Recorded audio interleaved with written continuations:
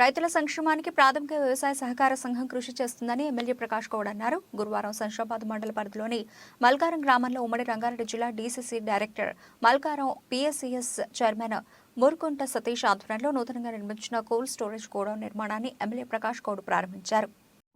ప్రజల నుండే నడుచుకోవాలి.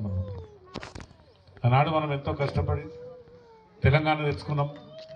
తెలంగాణ తెచ్చుకున్న తర్వాత మన ముఖ్యమంత్రి గారు ఒకటే ఆలోచన ఉండే, ప్రజలకు అందరూ కూడా తెచ్చుకున్న తెలంగాణను సుఖ సంతోషంతో ఉండాలి. నేను కాళేశ్వరం కానీ ఇవన్నీ ప్రాజెక్టుగా కట్టి కోట్లాది రూపాయలు పెట్టి వాళ్ళు తీసుకొచ్చి చాలామంది చాలా మాట్లాడతారు, మీరు ఇంటుంటారు టీవీలలో.